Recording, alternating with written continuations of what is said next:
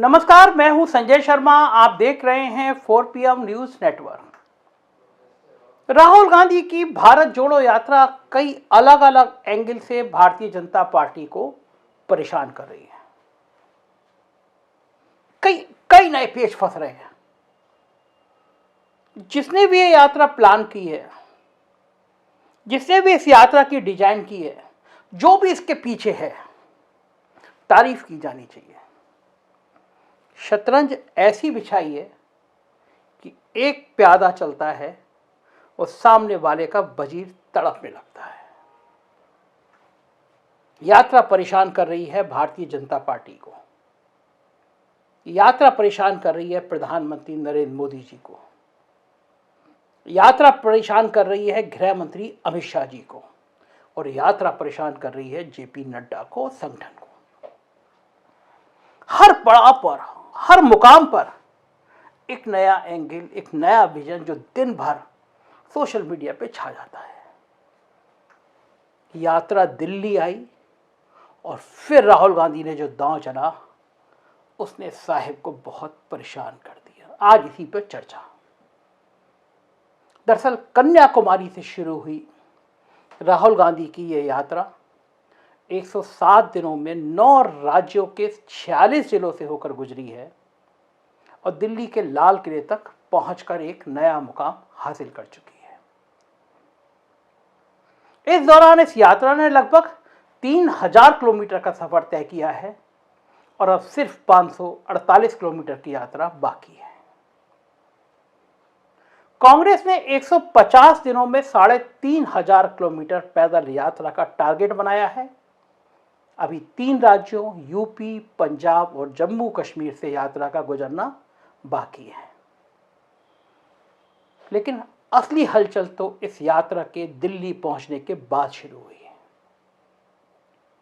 खासकर तब जब राहुल गांधी ने यात्रा के विश्राम पीरियड, आराम करने के पीरियड के दूसरे दिन 26 दिसंबर को महात्मा गांधी के साथ साथ देश के कई पूर्व प्रधानमंत्रियों की समाधि पर जाकर वहां उन्हें अपनी श्रद्धांजलि अर्पित की। इसी दौर में राहुल गांधी भाजपा के संस्थापक अध्यक्ष और देश के दुनिया के जाने माने नेता अटल बिहारी वाजपेयी के समाधि स्थल सदैव अटल पर भी पहुंचे और उन्हें श्रद्धांजलि दी। याद रखिए, राहुल गांधी उन अटल जी की समाधि पर गए जो उनकी पार्टी के प्रधानमंत्री पीवी नरसिम्हा राव के जमाने में 1993 में पहली बार विपक्ष के नेता बनाए गए थे। सोचिए, जहां एक तरफ भारतीय जनता पार्टी ने कांग्रेसी पूर्व प्रधानमंत्रियों के खिलाफ व्हाट्सएप यूनिवर्सिटी पर झूठ की पूरी फैक्ट्री खड़ी कर दी है, यहां तक खुद प्रधानमंत्री मोदी जी खुद अपनी भाषणों में नेहरू जी के खिलाफ कई बार खुलेआम झूठ बोलते पकड़े गए हैं। वहां राहुल का वाजपेयी जी की समाधि पर पहुंचना निश्चित ही एक सुखद हवा के झोंके जैसा है। एक किस्सा मैं आपको सुनाता हूं। इस किस्से को 1980 में खुद वाजपेयी जी ने सबके सामने साझा किया था। संजय गांधी की मृत्यु की सूचना आई थी, सब परेशान थे। उसी परेशानी भरे दौर में जिस समय एक मां विक्षिप्त हो जाती है, उसी दौर में इंदिरा गांधी ने चंद्रशेखर से पूछा और कहा कि मुझे आपसे आसाम की समस्या के बारे में बात करनी है। कई दिनों से मैं मिलना चाह रही थी। लोग हैरान थे कि इस दौर में भी चंद्रशेखर से पूछना। चंद्रशेखर ही नहीं बल्कि सभी मौजूद लोग, जितने लोग थे, वाजपेयी जी हो, हेमवती नंदन बहुगुणा हो, सोमनाथ चटर्जी हो, मधु धनपटे, सब अवाक रह गए कि जिस महिला के सामने इतना बड़ा हादसा हुआ, उस समय वो विपक्ष के एक नेता से असम समस्या पर सलाह मशवरा लेने की बात पर बात कर रही थी। ये किसी के लिए भी एक चौंकाने वाली घटना से कम नहीं थी। इसी वजह से वाजपेयी ने एक छोटी विपक्षी पार्टी, बीजेपी बहुत छोटी थी, उसके अध्यक्ष होने के बावजूद सबके सामने ये घटना साझा करने से परहेज नहीं किया था। इस घटना से हमें यह भी पता चलता है कि 353 सांसदों वाली पार्टी की बेहद ताकतवर प्रधानमंत्री देश के ज्वलंत मुद्दे पर अपनी कैबिनेट से भी ज्यादा विपक्ष के वरिष्ठ नेताओं की सलाह को कितना तवज्जो देती थी। लेकिन आज की हालत देखिए, केवल 303 सांसदों के साधारण बहुमत वाली बीजेपी के प्रधानमंत्री अपने सर्वोच्च नेता वाजपेयी से शायद कुछ भी नहीं सीख पाए। आज तो विपक्ष से चर्चा की बात तो छोड़ दीजिए, विपक्ष को देशद्रोही, टुकड़े टुकड़े गैंग, ये सब कहने से भाजपा के लोग परहेज नहीं करते। जब मन में आया नोटबंदी कर दो, जब मन में आया धारा 370 के 2 सब सेक्शन को निष्प्रभावी कर दो, जब मन में आया किसान विरोधी कानून पास करा दो। ना संसद की कोई अहमियत है और ना ही किसी की बात सुनने की कोई जरूरत, बस बॉस की मर्जी सब कुछ है, साहब की मर्जी सब कुछ है। ऐसे में उन्हीं इंदिरा गांधी के पोते राहुल गांधी का अटल बिहारी वाजपेयी की समाधि पर जाने की घटना ने भारतीय जनता पार्टी के लोगों के होश उड़ा दिए हैं। होश इसलिए उड़ा दिए हैं क्योंकि आम आदमी को अब सब कुछ समझ में आने लगा है। उसे अब हिंदू मुसलमान के बीच नफरत की बात का असली मतलब समझ में आ रहा है। रोजी रोजगार की कमी, अर्थव्यवस्था में गिरावट, बहुत हो हल्ले के बाद 4 साल वाली अग्निवीर नौकरी का बवाल, किसानों की खेती को अडानी अंबानी के हवाले करने की साजिश, पुरानी पेंशन व्यवस्था की बहाली पर भाजपा की आनाकानी, आरक्षण को धीरे धीरे खुरचने की चाल, ये सब अब कुछ समझ में आ रहा है। अपनी 3000 किलोमीटर की यात्रा में राहुल गांधी ने यही सब बातें लोगों को समझाई भी हैं। और इसी क्रम में अटल जी की समाधि पर जाकर राहुल गांधी ने आम सहमति की राजनीति के उपासक वाजपेयी के दौर की सियासत को जिंदा करने का संकेत देकर खेल ही बदलने की शुरुआत कर दी है। वरना पिछले 8 सालों से कांग्रेस खुद ही कंफ्यूज दिखाई दे रही थी। कोई सॉफ्ट हिंदुत्व पर चलने की बात कर रहा था, तो कोई राहुल को अपना गोत्र बताने, जन्म दिखाने की राजनीति पर जोर दे रहा था। लेकिन तमाम गलतियों के बावजूद यह क्रेडिट राहुल गांधी को दिया जाना चाहिए कि उन्होंने पार्टी की 137 साल पुरानी पहचान यानी सेकुलरिज्म, मध्य वर्ग और गरीब समर्थक नीतियों, इनसे जो मिश्रित अर्थव्यवस्था की ओर वापस लोगों का रुझान पार्टी की तरफ कर दिया है। और जब राहुल पार्टी को इस तरफ लेकर आए तो कांग्रेस जिंदा होनी शुरू हो गई। अब बिल्कुल आम बात हो गई।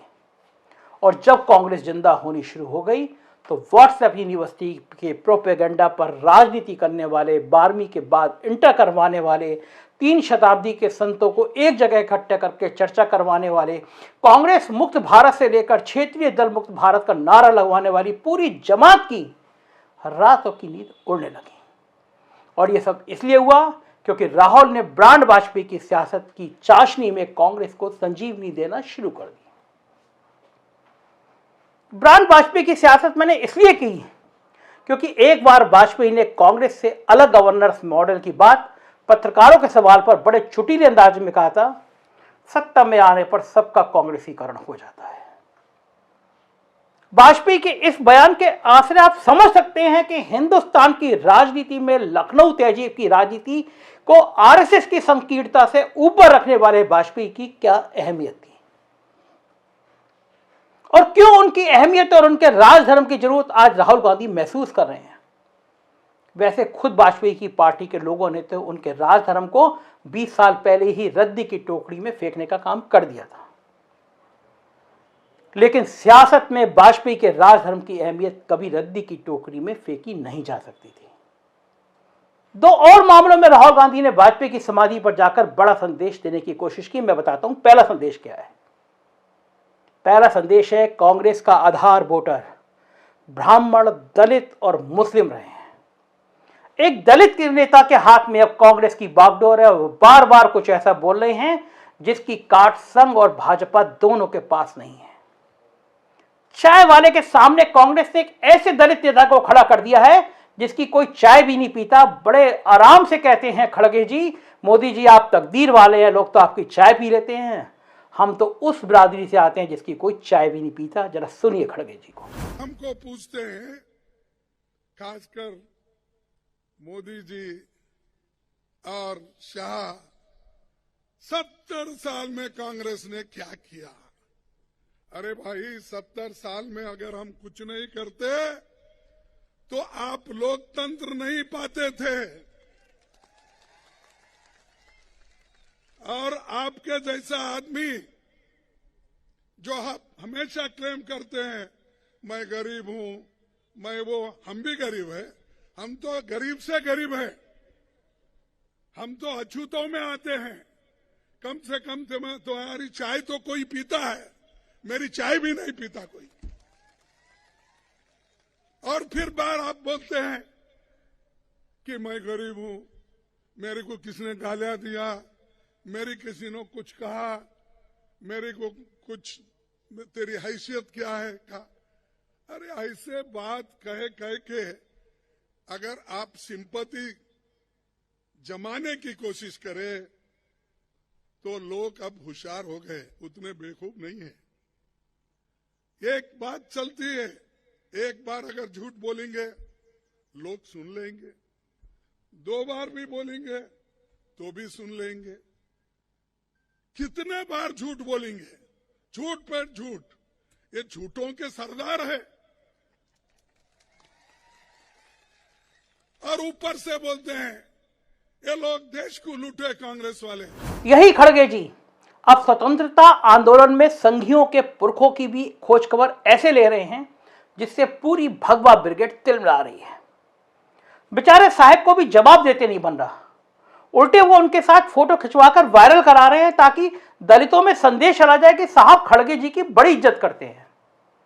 और ये सब तब हो रहा है जब बसपा, लोक जनशक्ति पार्टी, रिपब्लिक पार्टी जैसी दलित राजनीति करने वाली पार्टियां बिखर गई हैं। लेकिन दलित राजनीति को सीटों में तब्दील कराने के लिए ब्राह्मणों और मुसलमानों का साथ चाहिए। ऐसे में राहुल गांधी का पंडित नेहरू के साथ साथ वाजपेयी जी की समाधि पर शीश निभाना बहुत कुछ कहता है, ब्राह्मणों के लिए संदेश देता है। और शायद ये सब राहुल गांधी ने साहब से सीखा है, क्योंकि साहब ने तो बंगाल चुनाव में मतुआ समाज के वोट के लिए प्रचंड कोरोना लहर के बीच बांग्लादेश आकर मतुआ समाज के देवी मंदिर पहुंचकर संदेश देने की कोशिश की थी।